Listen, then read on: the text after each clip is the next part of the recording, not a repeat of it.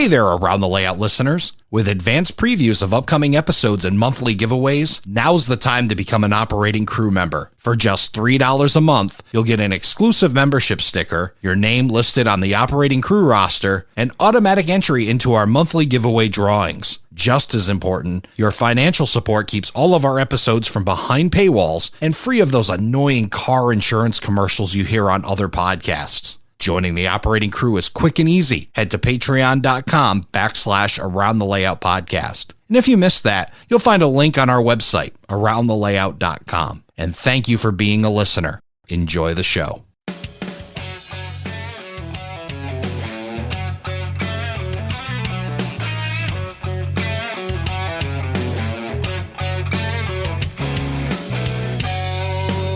Hello, everybody, and welcome to Around the Layout, where model railroaders come to tell their story. My name is Ray Arnott. So glad you could join us. Joining me tonight, coming from Normal, Illinois, Alan Saatkamp. Alan, welcome to the show. Thanks for having me on. And did I pronounce your name right? You got it. You nailed it. All right.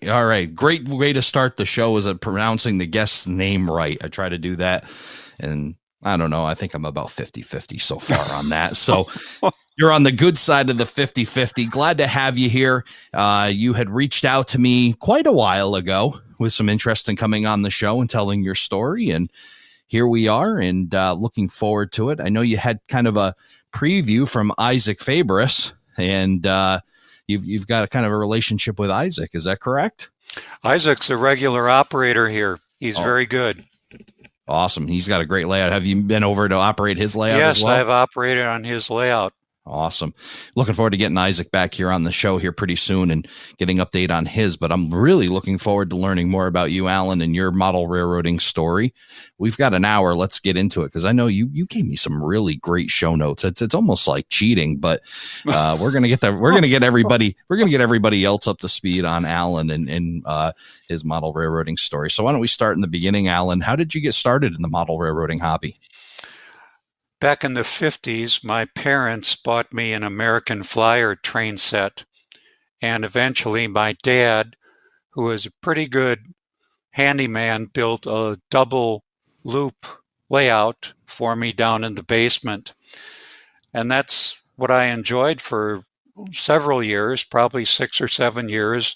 I had a steam locomotive, I can't remember, and then I also had, I think it might have been a Fairbanks Morris and the Route of the 400. Okay. I played with those for a few years, and then when I lost interest, our parents sold the train layout and bought a ping pong table that fit perfectly down in that space. And so my sister, mom, dad, and I all enjoyed the ping pong layout for a number of years. Okay. So the American Flyer set all went away. You didn't have a chance to keep that, huh? No, Oh, it went away. Well, hopefully to a good home. And so the ping pong kind of takes over. What age were you about that time? I think I was around just 11 or 12 years old. About the time of the fall off, right? Pre-teenage years, and probably onto other activities and events. What gets you back into it? In 1992, my dad passed away.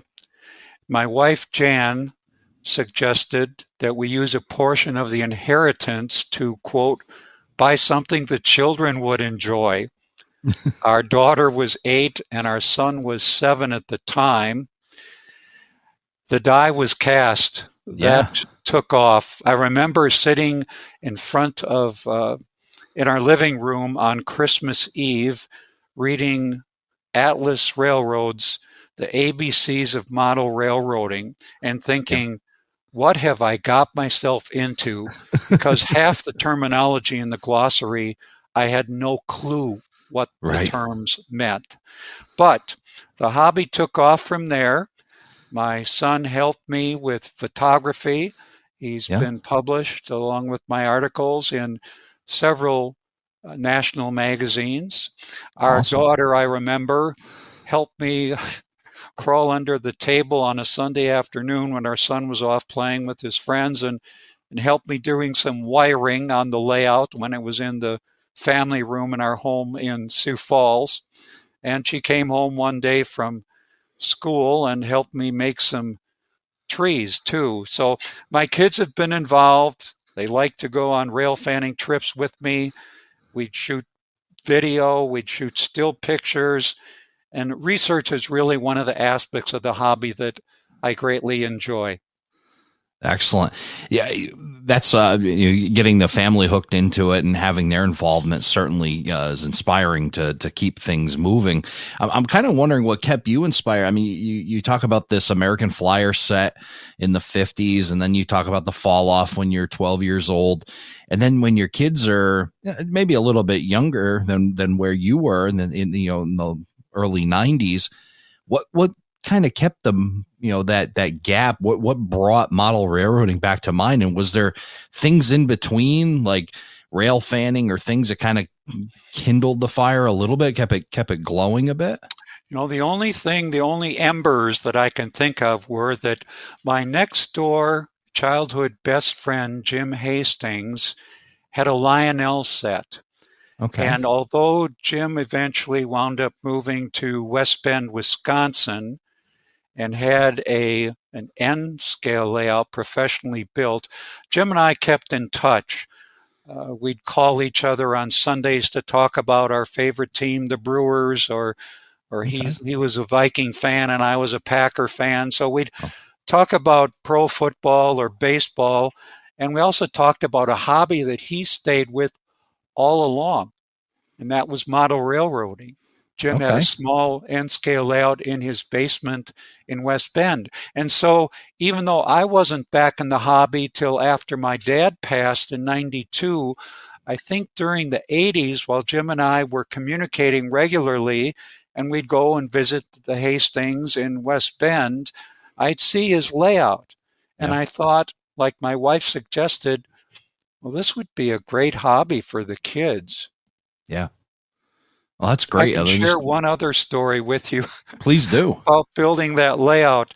My father-in-law, Don Nelson, who worked on the Great Northern and then the Burlington Northern for over 40 years as an engineer, my father-in-law helped me build my first layout. I'm not a carpenter, didn't know the first thing about it, but I can recall Don helping me, and I read the conventional wisdom. It said, build the layout to a height that you will enjoy. Well, my kids were small at the time, and not thinking ahead, I built the layout to 40 inches tall. Okay. And I'd come to bed at night and say, oh, my back hurts. And Jan would say, well, you've been leaning over that layout all night. Right. And guess what? The kids got bigger. They do and that. I got tired of the backaches. So my father helped me retrofit another 12 inches onto the leg, so it got up to 50 or 51 inches. That was a lot better. Was that good back relief right there? That was good back relief, right? Nice. How did your father-in-law feel about the model railroading thing? 40-year career in railroading. I mean, was he kind of, did he kind of take to it as well? He did, but he didn't push it on me. When I said I was going to buy a Great Northern engine, this is in the early 90s, and he had just retired, I think, he said, you don't have to buy Burlington Northern just on my account.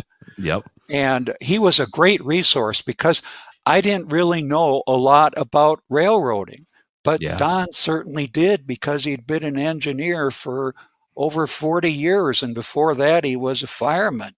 So my father-in-law, Don Nelson, was a wonderful resource for me, not only as a handyman helping me build a layout, but also as a resource. Yeah, when you can tell you've married the right woman, right? The father-in-law's into railroading, and she was encouraging. Well, I think I married the right woman to begin with, but it did help to have my father-in-law in the hobby. And that reminds me of another story. If you remember the old Alan Keller VHS tapes from the 90s.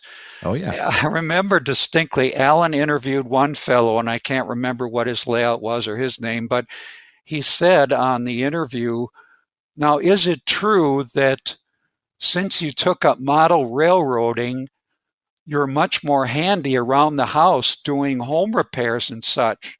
And I remember the guy deadpan expression saying, well, that's what I tell my wife. Yeah, another good reason to sell it, right? Right. Yeah. Nope, think of all the things I can do for you when I know electrical and I know a little bit of carpentry and I know a little bit of it's definitely a good selling point for the hobby. Somebody had just put up in our group, we're recording this in early August. Somebody mentioned something about asking has model railroading adversely affected your marriage. And a lot of people were just chiming in and saying quite the opposite. Most cases, a lot of guys find the wife very supportive of their hobby. And, they know that if they're down in the model railroad room, they know exactly where they are and they're not out somewhere. And they're, and then again, all the skills, like you said, the skill set that's built. And it's kind of neat that it was actually, you mentioned the little bit of, but it was really kind of your wife's idea to do all this. Right. Yeah. So awesome resource. You got your father-in-law with all this information, and he's helping you with the carpentry, get the benches up a little bit higher. What becomes of that layout? Where does that end up? The layout started as a 4x8, and then I added a 4x6 to make it an L, and then I added about a 2x8 to make it a U. And that was filling up a good portion of the carpeted, well-lit family room. Mm-hmm. So the next thing I had my eye on was the furnace room, because the furnace room was bigger. And the furnace room allowed me to go probably 10 by 20.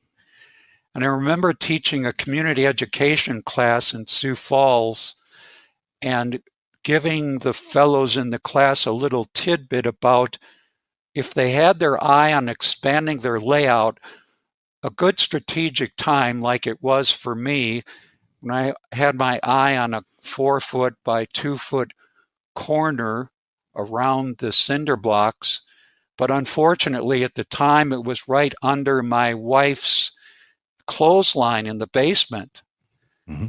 And so it's a good strategic time to ask your spouse about layout expansion around Mother's Day, Valentine's Day, her birthday.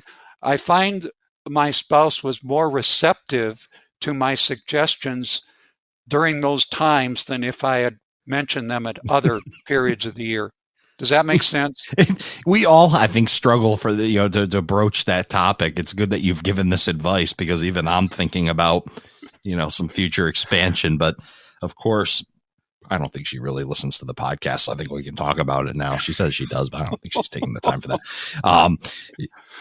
I think that, that's trying to broach that topic, and how do I mention to her that I'd like a little bit bigger layout, and the food storage shelves are in the way, and the only real space that she has in the house is in the way, and I want to take that over too, and I think a garage and a breezeway's got to come first before I can broach that topic. But I do like your idea of picking some really pointed holidays to go after.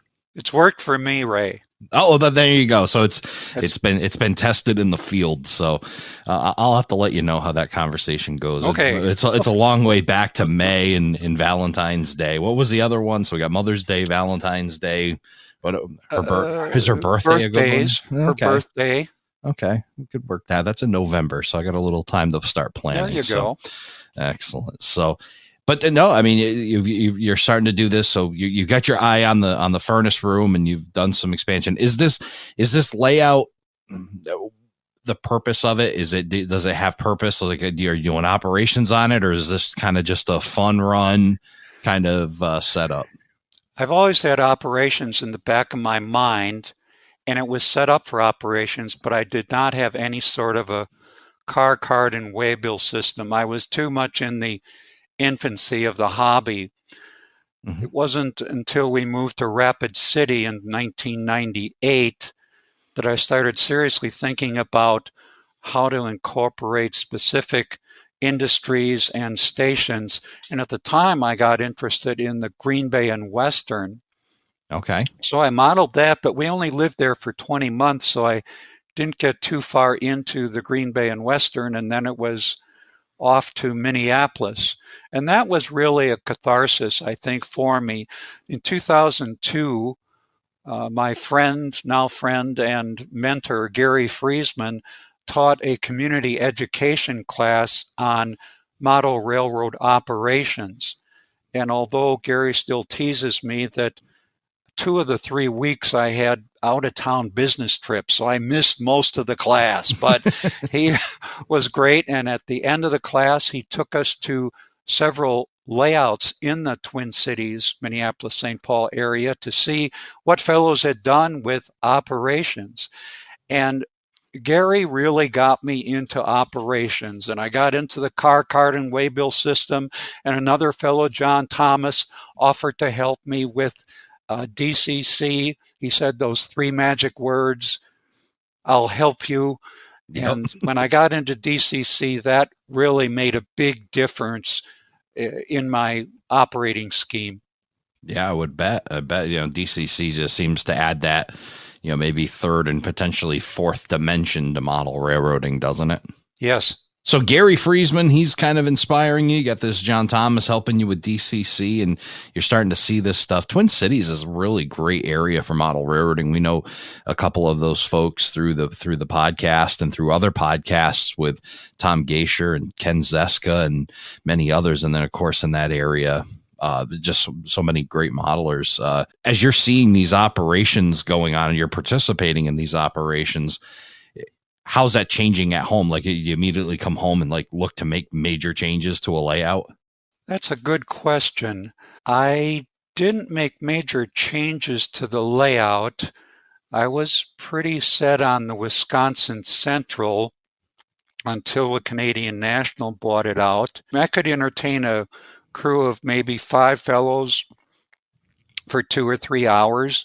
And I was pretty happy with that Wisconsin Central Valley subdivision for a couple years up there. But I don't think it really changed I guess, yes, it did change, because after my first operating session, Gary suggested that we needed to have a coupler party. So he and a couple friends came over and we looked at coupler heights, we looked at wheel gauges. We got the layout to run better than it had that first session in the fall of 2004. Right. Let's go back a little bit and talk about the Wisconsin Central and why you landed on that. What was what inspired you to model the Wisconsin Central? I grew up in Milwaukee, so it was my home state.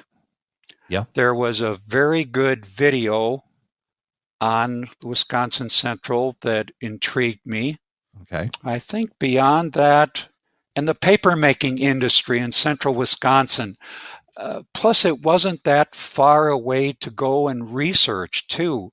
At the time, we lived in Minneapolis, so to drive to central Wisconsin, Wisconsin Rapids, Stevens Point, it was only a 3 or 4 hour drive, as I recall. So the convenience of it was in part an attraction too. Yeah, because it's neat to learn how people start to really enjoy a railroad, and being near a railroad that you're modeling is a topic we actually just covered when we were talking to Joe Mammy. That it makes it so much easier when you can get there and experience the railroad in person, like you said you did. I agree, and I wrote about that for Railroad Model Craftsman several years ago in their Perspectives column, the case for modeling a contemporary model railroad, especially one that's not too far away. I've modeled Progressive Rail a few times. I've modeled Twin Cities and Western. I modeled Wisconsin Central. I modeled Wisconsin Southern. So regional short lines, upper Midwest, that's my cup of tea. That's what interests me the most. Yeah, that's your wheelhouse up there. That's for sure. And you seem like you've covered quite a few of them in different. Well, when you would go from one railroad and then say on to the next, describe that process. What would, saying like going from Wisconsin Central to Northern and whatnot. And we'll describe this. I'm asking this question. You just dropped your head and put your hand on your forehead. So I must be picking at a point. So what was it that kind of kicked that off, where you would go from railroad to railroad? That's the $64,000 question. I ask myself that frequently and regularly lately. Why do I change themes? I have friends who model in the transition era, so they have one railroad, a certain time period, and it's easy for them to stick with it. Yeah. But when I'm modeling contemporary and I'm modeling upper Midwestern, there are so many different choices, and some of these I come back to. And I'll be honest with you, Dave Felon, who owns Progressive Rail, is the only owner of a railroad that I get a personal note and a calendar from every year. I don't get that from the UP. I don't get that from the Canadian National. Right.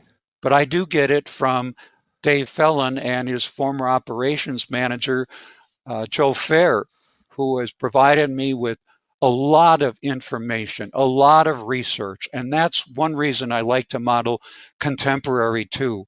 It's not too hard to get to. I had a cab ride on the Wisconsin Northern a year ago, June. I had a cab ride on the Progressive Rail and their Egendale line this spring. I had a cab ride on the Progressive Rail in 2014 from Northfield up to Lakeville. What other railroads can you ride in the cab with the crew and learn things, such as when riding on the Wisconsin Northern, I found out that the Union Pacific, which runs from Altoona to Chippewa Falls, paid the Wisconsin Northern to block their consist before they came and picked them up and took them back to Altoona because of, I think, space considerations. So I feature that on my railroad too. Yeah. And I use chalk marks, which are I-beam pieces of plastic, different colors, color-coded. And so the crews block the trains according to east, south, or westbound when the UP picks up that train and takes it back to Altoona. When you start to get all that inside information, it really does. And, part of it, I think, all those cab rides and in the way they've treated you, certainly I'm sure loyalty comes into it. And then the other part being that inside baseball stuff. That's just so cool to learn. I agree. I've had a ball with the upper Midwest and short lines and regionals, Twin Cities and Western too. When we lived up there, it was so convenient. We didn't have to hardly drive a few miles west of the cities and could ride all the way out to South Dakota if you wanted to and look at the traffic going out there. But there are good videos out there. And in the last few years, I think there's also good YouTube. People go out there and shoot these things. Twin Cities and Western is just one of my favorites too, and that's what I model on half my layout currently. You kind of hit on a good point here, which is, I'm kind of thinking about doing something with my layout and making a change, and talking with Joe Mammy, who's kind of the expert in making changes. I pick on him, and maybe you fall in the same category too, open-minded to a fault, where you're not like one of those guys that can just say, hey, I'm X railroad and that's all I'm going to ever do. And this is it. In the end, they're the best. Where you kind of look, they've got some really cool stuff here. They got some great stuff here. There's a lot of neat things. I'd love the model of this part and that part. But the accessibility to information is so cool. And even like you said, being able to drive, like when I think about whatever I want to do, I want to be able to reasonably drive to what it is I'm modeling so I can experience it. But with modern technology, you can like you said, fire up a YouTube video and you're basically there. I mean, there's so many people out creating great content trackside, and you don't really even have to go across the country to experience a railroad.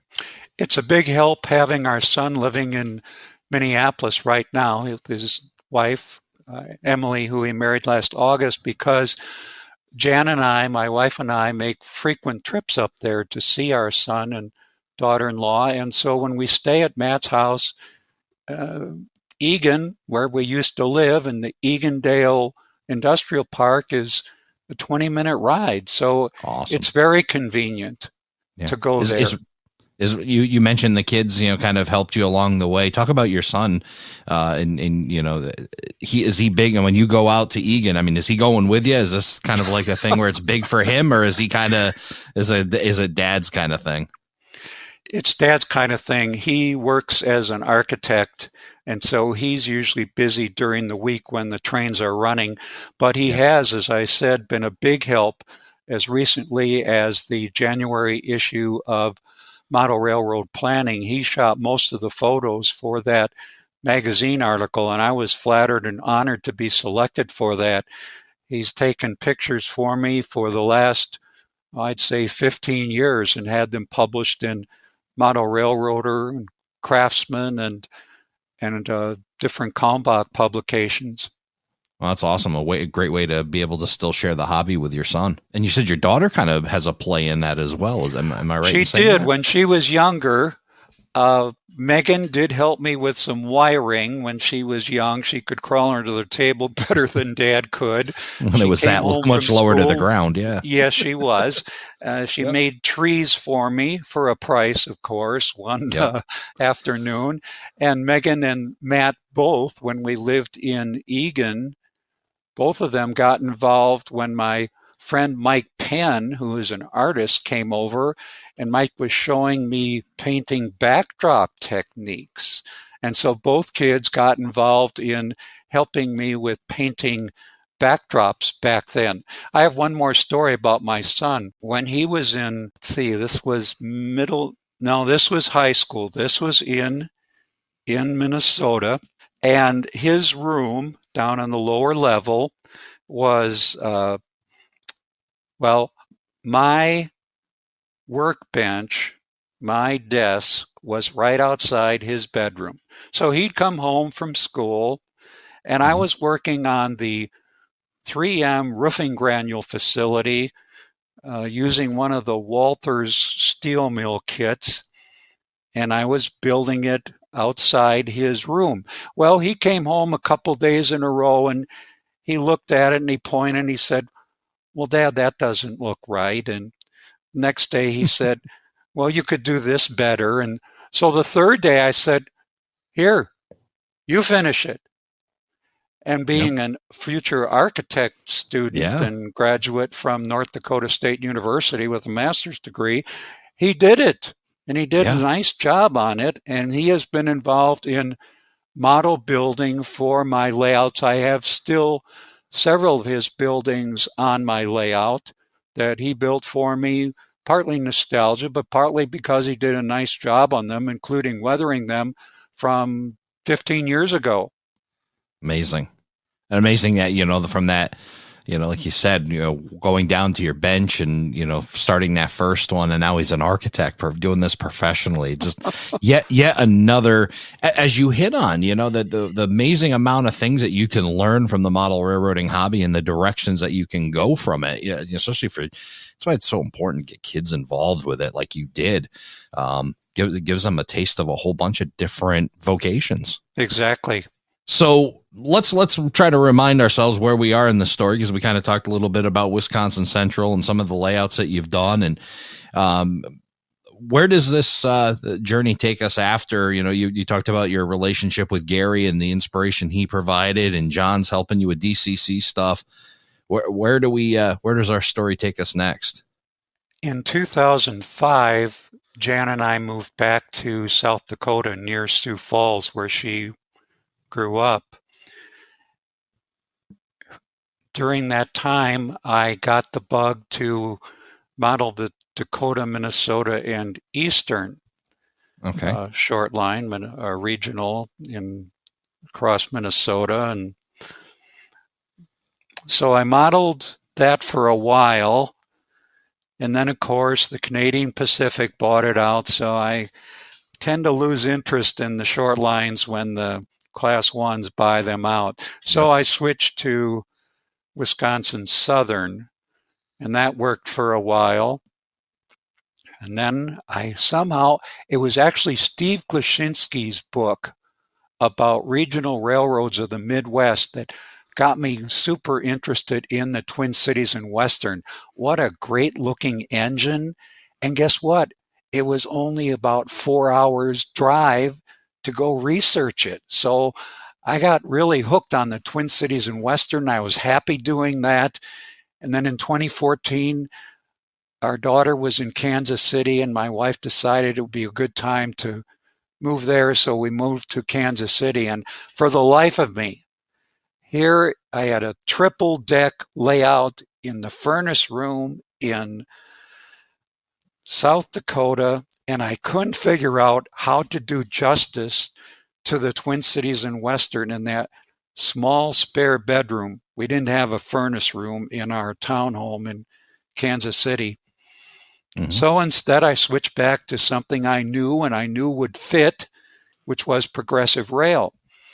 And that worked fine for about a year and a half, but still nagging in the back of my head was this notion, how could I do the Twin Cities and Western?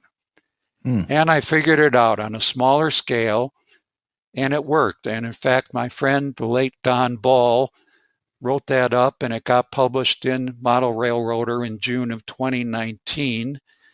And I did the Twin Cities and Western, and that was fun, and that was great.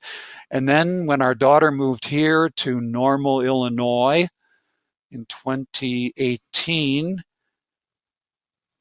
I thought, this is my dream layout. Age 70, finally, 650 square feet, finished family room, carpeted, LED, dimmable lighting. This was it. Yep. So I went back to the Twin Cities and Western here and did that up big time for a couple years. And then some friends, including Don Ball, came to visit me on their way to Train Fest in 2019. And I said, I'm toying with the idea. I've been to some Packer games in Green Bay. I'm thinking about the paper industry again, and I'm wrestling with whether to stick with the Twin Cities and Western or do Central Wisconsin again, even though it's Canadian National and UP. And my friend Don Ball said to me, if it's fun, do it. Good advice. And I did. Yeah. And I had a year and a half to play with it because of COVID. I did not have any operating sessions for almost a year and a half. And then in late summer of 2022, I did finally start operating again. And so that worked. So when you make this change, you're going to Normal, you think Twin Cities and Western, and you're making these changes. How much did you learn? I mean, I guess the point I'm trying to make here, you've gone through so many different progressions of layouts and so many times. What were some of the biggest takeaways, like from, say, even if you think back to like layout 1 or 2 or 3 to where you are now, what was like the biggest thing that you could take away from all of that experience? That's another good question. I think I'll say this.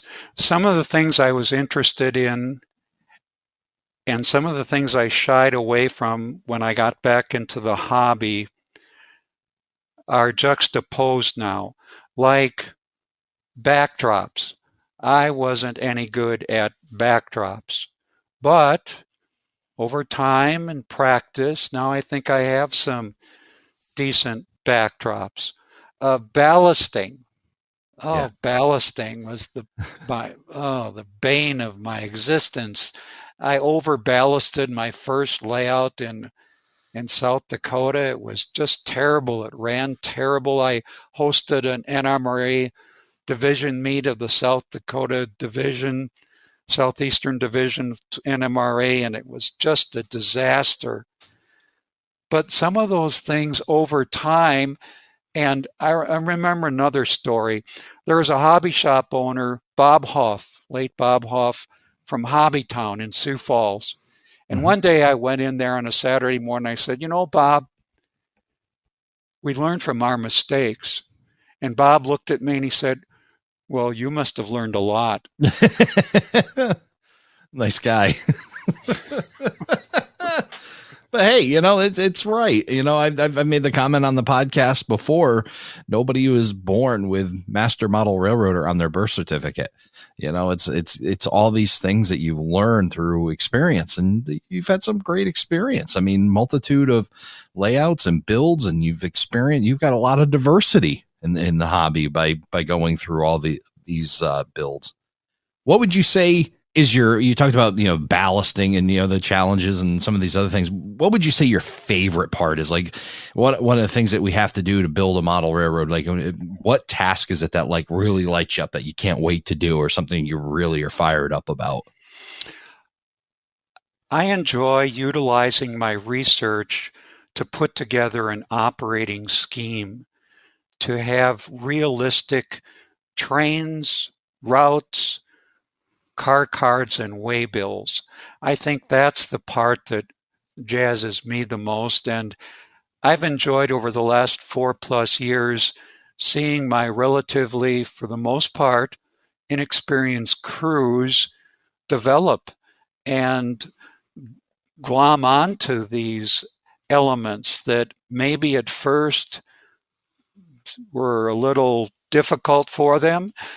But when I have a new person into operations here for the first time, second time, I pair them up with a more experienced person, and then they learn from them. They're probably on the Digitrax radio throttle the first few sessions until they get the hang of that. But they're watching a more experienced conductor deal with the car cards and waybills.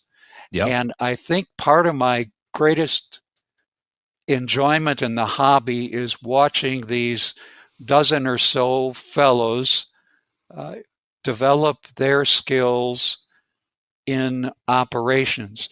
Don't get me wrong, I also have a handful of very talented people. Fortunately, they're better at this than I am, and they're good teachers too. They're willing to share their knowledge, and they've worked with the fellows from Athern Hobbies over in Champaign who came over, and some of the technicians got a chance to operate early summer, and I hope to have them back again this fall. So that's my biggest enjoyment in the hobby, is seeing people take to operations and enjoy the hobby for that aspect. Why don't you walk us through a typical operating session on your layout? For some dumb reason, it seems like Sunday afternoons are a good time to operate. This has never been true in South Dakota, Minnesota, or Kansas. But we'll take a typical Sunday afternoon, doors open at 12:30, briefing at 12:45 for newcomers and to highlight changes that may have occurred on the railroad since the fellows were there last. We try to start operating with a 4-to-1 fast clock at 1 o'clock. We run till 4 o'clock. Sometimes, just to have fun, I try to get the Twin Cities and Western crew of 2 out the door and looking at their trains initially, because they have the most workload. They have 5 or 6 trains to run. So I get them out there. They leave the crew lounge, which is where we're sitting right now. You might call it a spare bedroom, but it's the crew lounge. The crew lounge, yeah. Yeah, the crew lounge. And so I've got the other 5 fellows down here, and I let them figure out who would like to do what. I need one person solo up on the Wisconsin northern end on L2. That's the road engineer. I need 2 people to work Chippewa Falls. That's the most demanding job. It has Wisconsin Northern as well as Canadian National work. And then I need 2 people on the staging yards, which represent Altoona and Stevens Point, Wisconsin. So once the assignments are made, I let the crews go out there, get oriented a little bit before I turn on the fast clock. It's set for 6 o'clock in the morning. We'll run for a 12-hour session or 3 hours.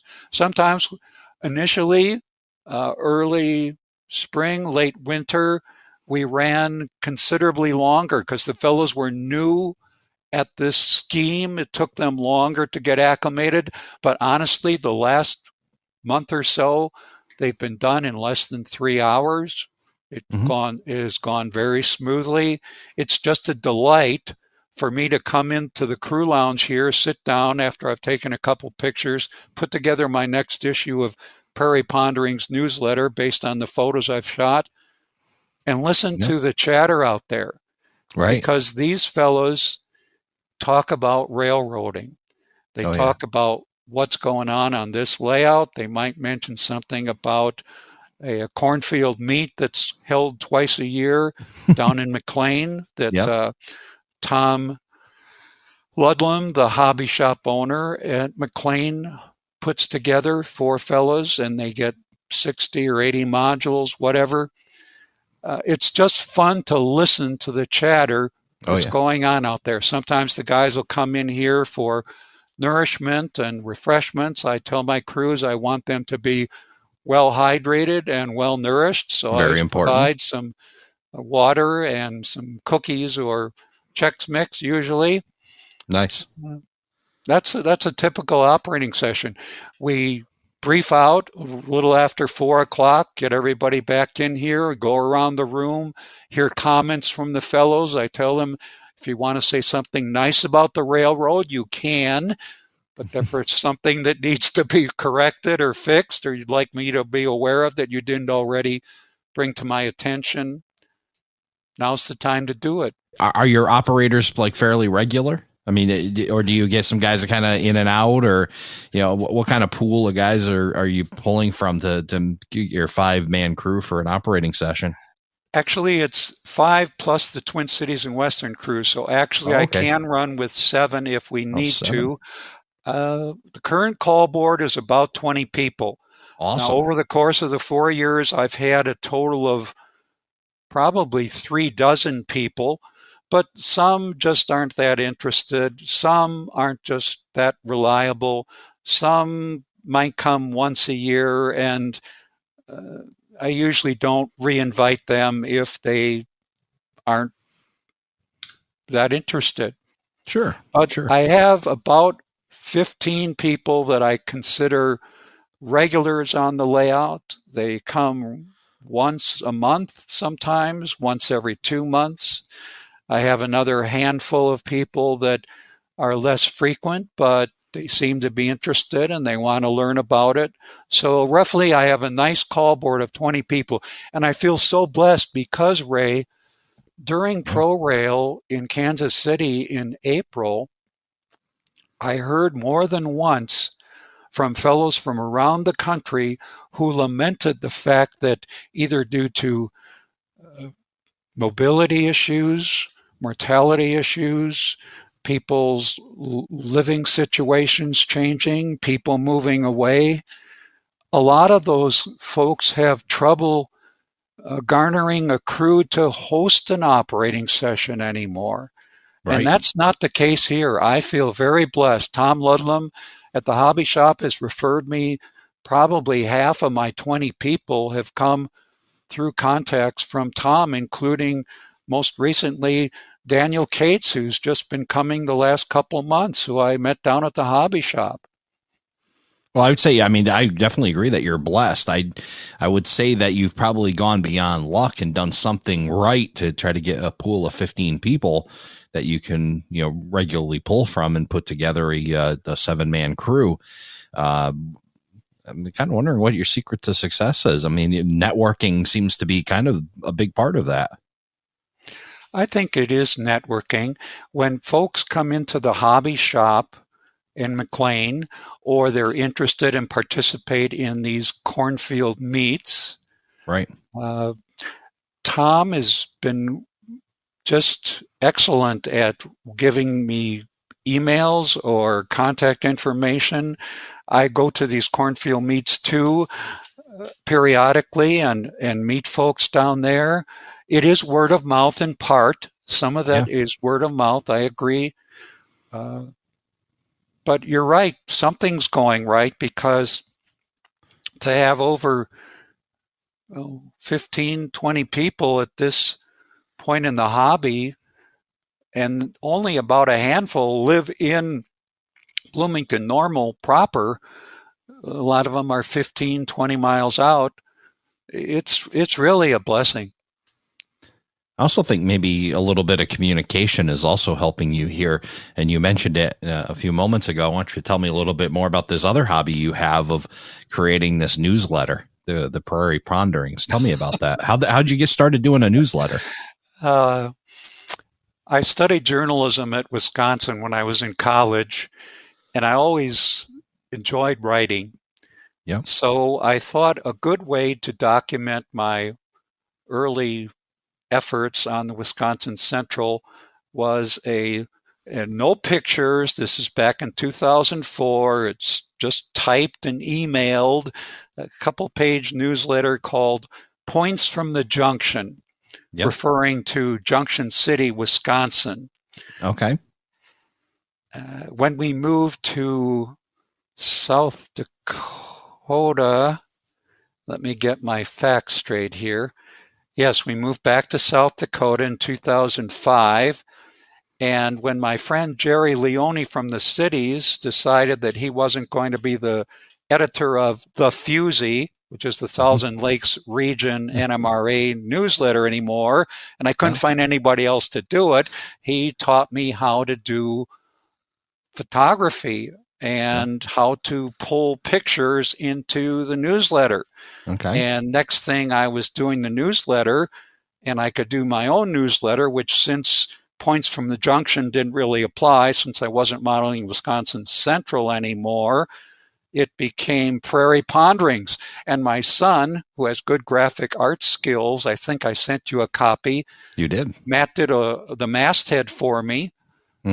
For the enjoyment and edification of model railroad hobbyists. So I got into the newsletter business because I had this burning desire to document what I was doing on the railroad and share it with others.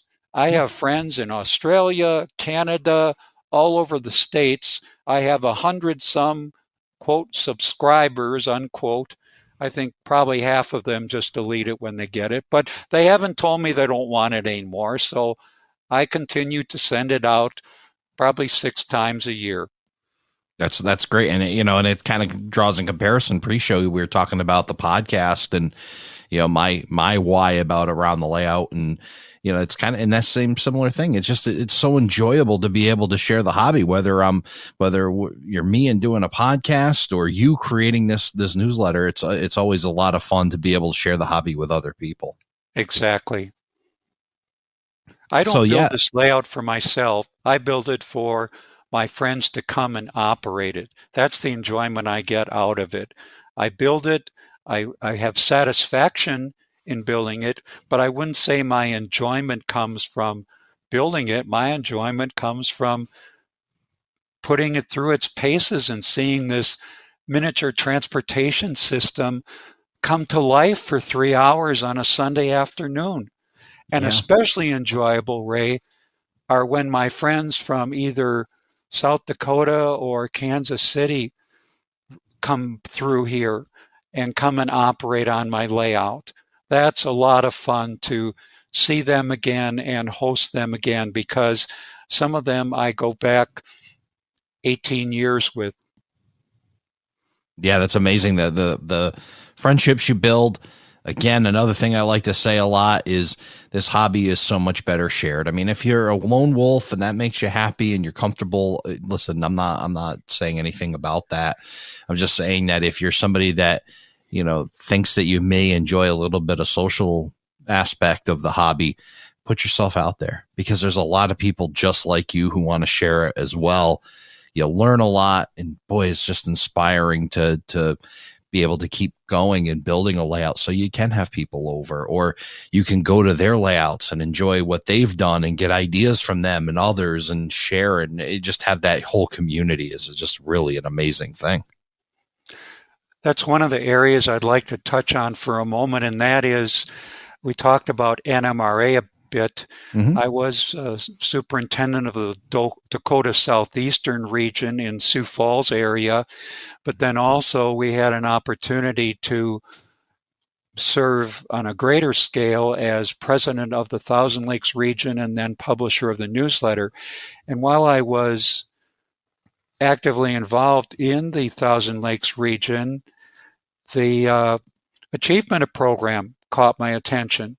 Mm-hmm. So one of the fellows in our local division had gotten the Golden Spike Award, and I thought, well, that's something I could probably do. And a few years later, I was getting my Master Model Railroader, and that has been truly a blessing in terms of what I've learned about, especially building freight cars, and also the friendships I've made, because people are willing to help you and give you advice and teach you. Yes. Yeah. For the one person who may not, there's 1,000 more that are just willing to just jump in and teach, especially if you find those people that have the heart of a teacher that'll walk alongside you, not push you, not pull you, just walk alongside you. There's a lot of amazing people like that in this hobby. For sure. So have you finished your MMR? Yes, 2012. Awesome. When Congratulations. we hosted the Thousand Lakes Region Convention in Sioux Falls, I completed that. Another neat thing was that we had something called Midwest Rail Car Repair located in Corson, just 5 or 6 miles north of Sioux Falls. And through the previous co-owner, who was dad to a fellow I worked with, I got access to Greg Carman, the owner, the president, and Greg let me climb over freight cars, take measurements so I could get it right and build a bunch of gondolas towards MMR, a number of which I donated back to his showcase in the front office. Awesome. And Greg also did tours for events such as I hosted operating weekends for 3 or 4 layouts in our area called Sioux Rail several times. And then also our 2012 NMRA convention. Greg was gracious enough to have a couple of his folks do guided tours of Midwest rail car repair. And you don't get that everywhere. It's not available always, and very generous of him to help us out in that regard. Well, it seems like you create a lot of these opportunities too. You're not a guy that's afraid to stick his neck out there a little bit and get in and look, it's kind of like that saying, it's always a no unless you ask, right? That's an interesting point. I know I'm an introverted person, and sometimes, occasionally, when you call an industry and ask about it in terms of its rail service, you might get a hang up or a no thank you. But predominantly, I've had very good luck when I work up the courage to call or visit an industry and show my genuine interest in what they're doing with the railroad. I've learned tons of information from those folks at various industries in multiple states. Right. It's so cool. I mean, you talk about the cab rides you've had, the industry information you get, maybe you do have some introvert, but there's a lot of other stuff going on there. That's some fascinating things to, you must know the right things to say and, just be polite and show genuine interest, like you said, and look at the amazing things that happen. I think these small, short lines and regionals, the people there, I think, are flattered that you're interested, and so they're willing to share with you. And I know Dave Fellon, Progressive Rail, I'll come back to him again. He is a fellow hobbyist. Mm-hmm. Although my friend Joe Fair said he's maybe going over to the dark side and going to N scale instead of HO. I can't confirm that. Please take that with a grain of salt. But I think the short line and regionals are maybe more interested in people than the class ones can afford to be in this day and culture. Just my opinion.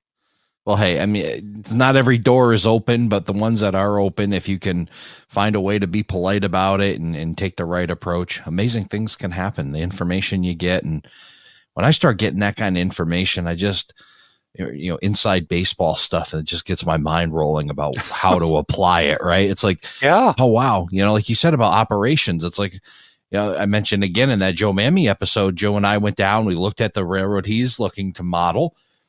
And, it's like not only he was running home with ideas, and then I was like, my mind's rolling about some other ideas. And, how could I apply this? How could I make this work in a model railroad? How could I get it into compression? So it really is awe-inspiring just to be able to get that kind of that information. So, Alan, as we're wrapping up here on Around the Layout, I just wanted to, again, appreciate you being on and sharing your story. It's really amazing the stuff that you've done and the railroad you touched upon and how you've gotten to here. What's next for your layout? What? You don't think I'm going to stay static and model the Twin Cities and Western and Wisconsin and Northern for the next decade? I don't know. Right, you've shown the ability to change, so I got to ask. That's true.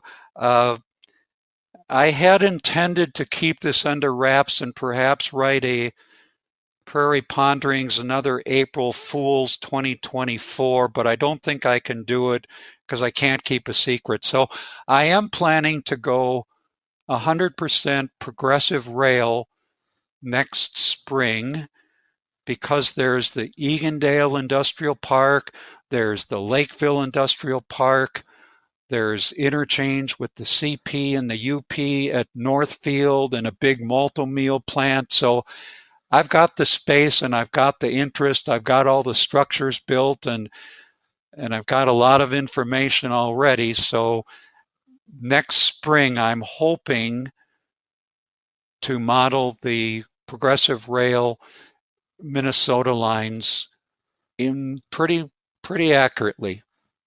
We're going to call that an Around the Layout exclusive. So that's fair. We will definitely be looking forward to more updates from you through Prairie Ponderings, and then we'll definitely get you back on the podcast. You can tell us more about your updates and hear more about some changes that you're going to be making. Looking forward to that. Well, thank you for having me on the show. This has been a lot of fun. Thank you for joining us for this episode of Around the Layout.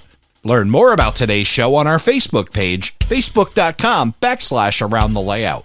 Show your support by becoming an operating crew member at patreon.com/Around the Layout podcast.